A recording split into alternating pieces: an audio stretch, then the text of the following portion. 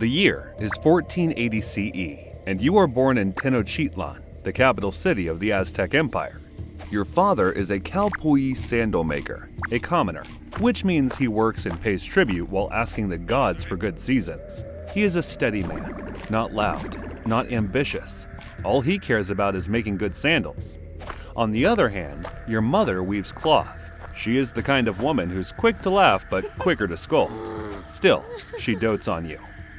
Since you could remember, she had always told you that your face is a gift from the gods. So you grow up with the belief that the goddess of beauty favors you. By age 5, you run along the canals of Tlatelolco with mud between your toes and maize in your teeth. You race other children across the market bridges. You steal flowers from the ceremonial vendors and wear them in your hair.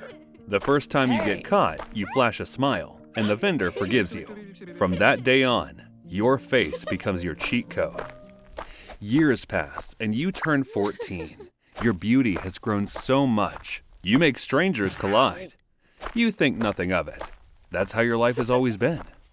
A month after you turn 14, you notice something strange. Your mother tells you to stay home and not go anywhere throughout the next month. No reason given, just stay inside. Don't go to the market. Don't walk by the canal. That's 20 whole days. In the Aztec calendar, there are 18 months of 20 days, and the next month is the 14th month. You ask why. You state that you made plans with friends to go watch boys hunt to celebrate the month of Cacholi, the hunting month. Your father tells you to forget it, that there are bad men around. You nod and accept their orders. But after a week of boredom, you make up your mind. The next morning, after your parents leave the house, you slip out with your friends and go to the market. The market is loud and bright. It smells of chili and whetstone. You all run to the flower vendors. As you reach to pick a flower, someone grabs you. Immediately, you flash your smile. Big mistake. As he holds you, he calls for someone. Almost immediately, 3 other similarly dressed men surround you. They do not introduce themselves. They do not explain. One tilts your chin, studies your eyes, checks your hands, your posture, your teeth. Your friends have already backed away. The man checking you stands up and nods. Another one asks where you live. You take them home. There, your parents are already waiting. Immediately, your mother sees the men holding you. She bursts into tears. One of the men steps forward and introduces himself to your father. He says he is a priest of Toxcatl, goddess of beauty, love, flowers, fertility, and the arts. And what he's looking for is a vessel for their goddess. The Aztecs believe that the gods are abstract, cosmic energies that cannot interact with the physical world unless they are given a physical form. This is why a living human vessel is required. It allows the community to directly feed, interact with, appease, and worship the deity. He says, you tick all the requirements: youth, symmetry, and the specific innocence the eternally young goddess requires in her vessel. In short, you're perfect. His words fill you with pride. Then you see your father's face. It moves through several things. Pride first, then worry, and finally resignation. He does not refuse. No one refuses. Your mother asks when they can visit. They tell her never, that from that day on, you have no more mortal ties. Immediately, she faints. Your father tries to wake her up as the men take you away. You watch them as tears pour from your eyes. That same evening, your name is retired.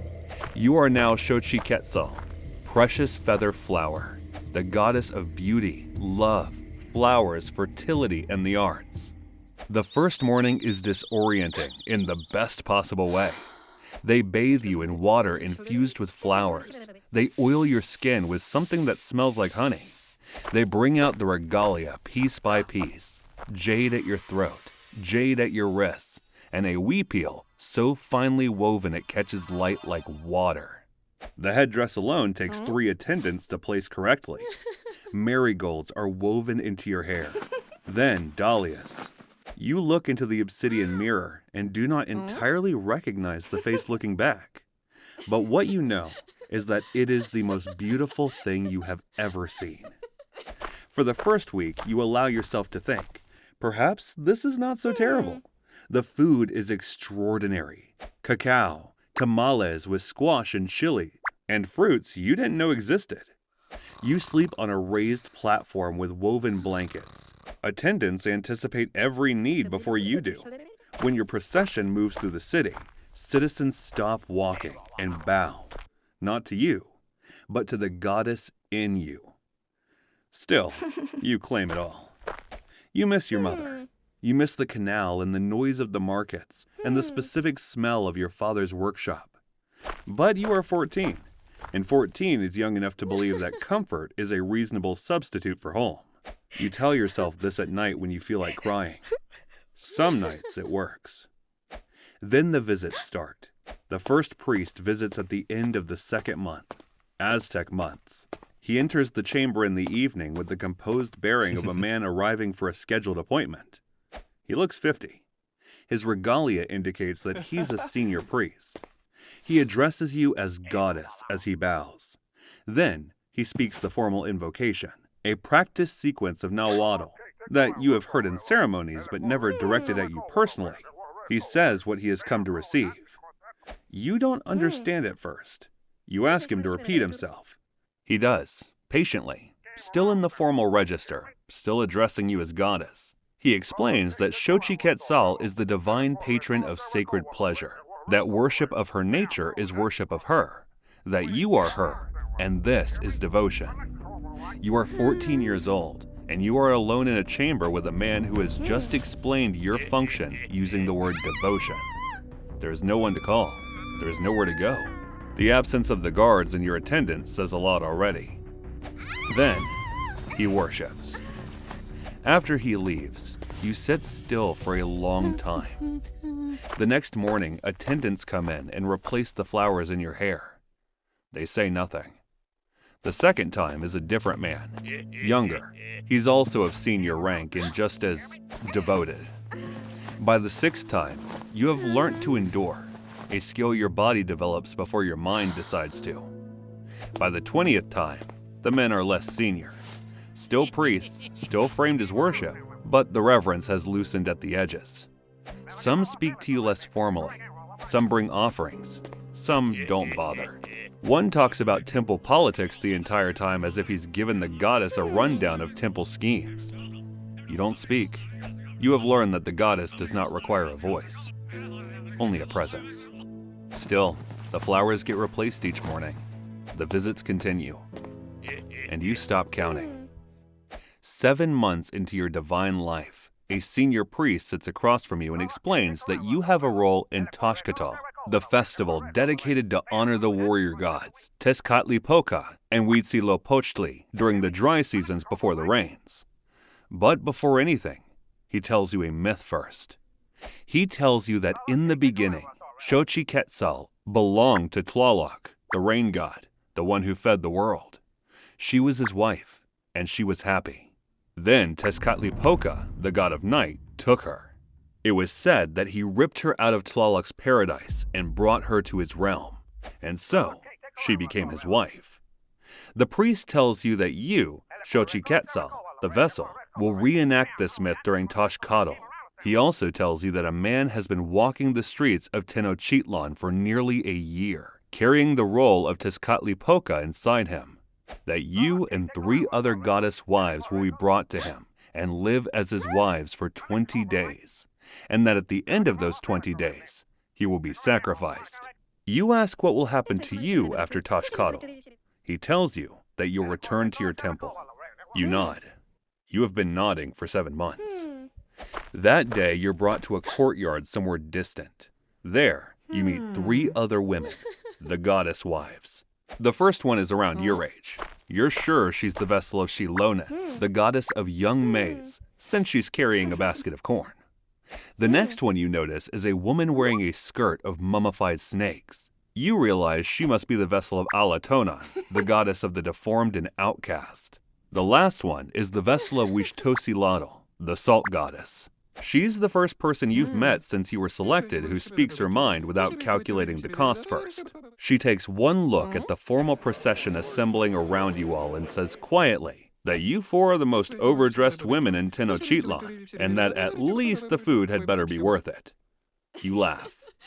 You hadn't realized how long it had been since you laughed. Then they bring him out. He's older and tall. The first thing you notice is his smile, then the 4 jade flutes he carries. Finally, the way he walks like he doesn't have a care in the world. You almost can't believe he's going to be dead in 20 days. The next 20 days unfold in a way nobody prepared you for. He argues philosophy with Alatonon after dinner, until she starts making up premises just to see if he'll catch them. He always does.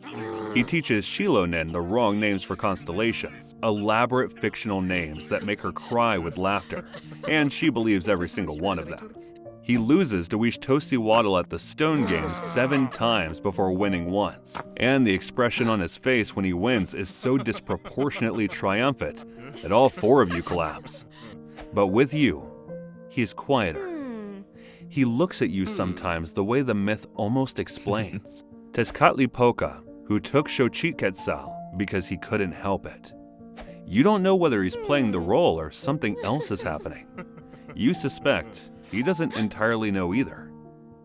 One evening when the others are sleeping and the lamps have burnt low, you ask him how he smiles knowing what the end of Toxcatl holds. He is quiet for a long time. Then he says the gods sacrificed themselves to make the world, that he considers himself repayment of a debt that existed before he was born. You look at him for a long time. You don't tell him what you're thinking. And what you're thinking is, I don't want you to die. Let's run away. Outside, the city drums boom as they've always boomed. They will continue to boom after everything, as they were before either of you were born. The 20th day arrives. You knew it would, and somehow didn't believe it would anyway. On the morning of that day, the dread is physical. It feels like a wet blanket pressed over the entire compound. You look at him and realize that he is quieter than you've ever seen him. Not frightened, something more settled than fear. You want to say something. You open your mouth, but before you find the words, attendants arrive. They dress you all with the careful attention of people who know exactly what today is. By afternoon, the 5 of you are in a canoe on the lagoon. The water is completely still. Nobody speaks. Shilonen finds your hands and holds it. You let her. At the far shore, he steps out first and stands at the foot of the steps and turns to look at all 4 of you. He touches each of your hands once. Shilonen, Alatonon, Hueypachtli, yours last. Then he turns toward the steps. He does not look back. The first flute shatters on the stone. Sharp, clean, final. Then the second. Each break is deliberate, and by the time he reaches the summit, there is nothing left in his hands. Shilonen is crying without making any sound. Alatonon's face is stone. Hueypachtli is looking at the water. You look at the top of the pyramid. You have spent 20 days watching him practice for this moment. The smile, the steadiness, the way he repaid a debt he didn't choose to owe. You understood the logic, but there is no word in Nahuatl or any other language for watching someone you love walk towards something you cannot follow them into. You stand at the foot of the steps for a long time. The canoe waits, but eventually you get back in. That same day, you return to your temple. Inside, everything is exactly as you left it this morning. Fresh flowers, cleaned jade, sacred vessels arranged. Your chamber still smells of copal and marigold. By your side, the head attendant bows and tells you a patron is waiting. You look at her for a moment. She looks back with a patient and neutral expression that tells you all you need to know. So you nod and go in. The visits resume as if Toxcatl were a dream. Different men, same reverence, Same hypocritical framing. The flowers are still replaced each morning, but no one ever asks how you slept. You stop waiting for someone to acknowledge what was lost. Nobody is going to. You are the goddess, and the goddess does not grieve. 6 months pass. The visits continue. The flowers are replaced while the sacred vessels are filled and emptied and filled again. The men come with their reverence and their desires, dressed in religious language. You receive them all the same. This is what your life is now. You have stopped arguing with it. On the 13th month of the Aztec calendar, Hueypachtli begins, and the temple transforms overnight. Marigolds are scattered everywhere, covering the courtyard stones, threaded through every doorway, and piled at the base of the goddess's statue until she disappears into yellow. Ritual drinking starts at dawn. Drums layer over drums. The city's mood lifts into something almost frantic. Hueypachtli is Toxcatl festival, her specific season, the month where everything her domain covers is formally celebrated, rather than just practiced in private. By noon, lines have formed. The confession lines begin. Men who have visited your chamber in the dark hours between ceremonies arrive at dawn to kneel before you and confess their sexual sins. They pierce their tongues with grass blades, 1 cut per transgression. They believe with this, their record would be erased as their soul is cleansed. They bow to you afterward with genuine gratitude. You look at their faces and feel nothing. You wonder if they see what they did to you as a sin.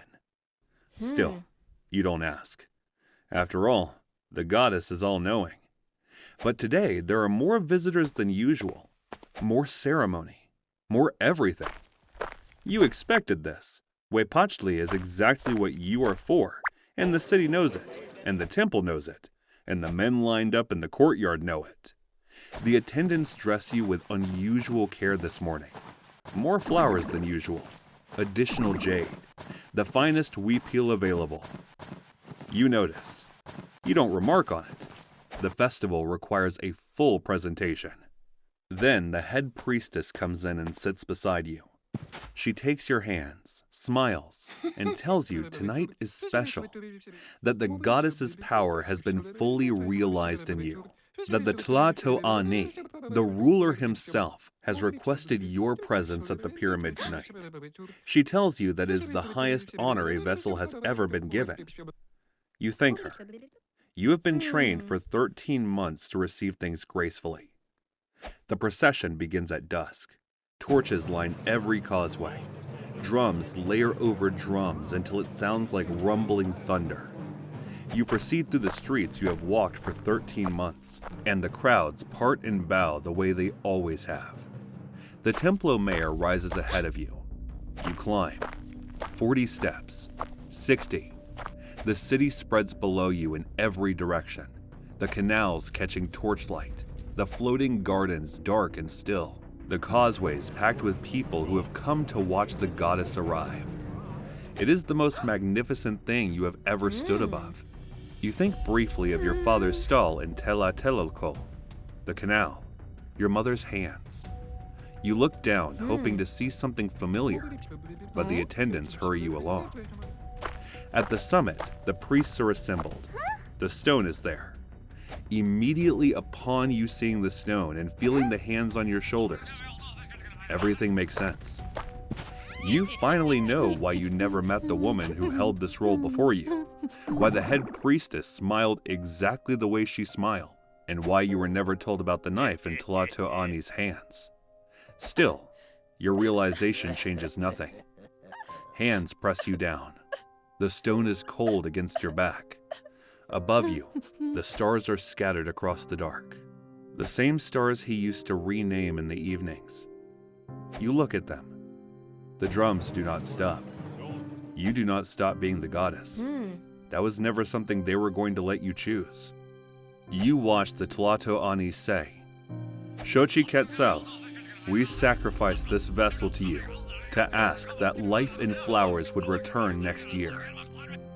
You smile. Since it's to the goddess and for the kingdom, You'll not fight back. One last act of perfect embodiment, the goddess serene at her own completion. Immediately, you die. They flay you. Your skin is pulled away from your body as a priest is brought forward. He struggles into your skin while it is still warm. It fits him perfectly. Nobody remarks on this. Then he walks to a loom place nearby. He sits and begins to weave. Weaving is the goddess's sacred domain, and the goddess must continue her duties. After all, the goddess does not end, only the woman inside her.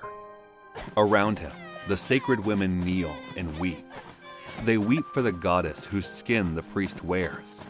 They do not weep for the woman whose identity has been forgotten. The man weaves, the women weep. The drums continue. Somewhere across the city, attendants are already replacing flowers for tomorrow morning. 20 days later, the skin is removed. The priest had worn it the whole time. Now it is folded and placed in a sealed container, which is then carried to a chamber beneath the temple, where it is left. You lived as a goddess for 18 months. It began on the 14th month and ended on the 13th month. Another cycle will repeat itself again on the 14th month, where another young girl will replace you, just to suffer the same fate a year later. 500 years later, archaeologists will find your skins. They will photograph them and write papers calling them remarkable. They will publish the papers in journals and address your skins as belonging to vessels. They'll call it a stunning ancient tradition. No one will acknowledge you.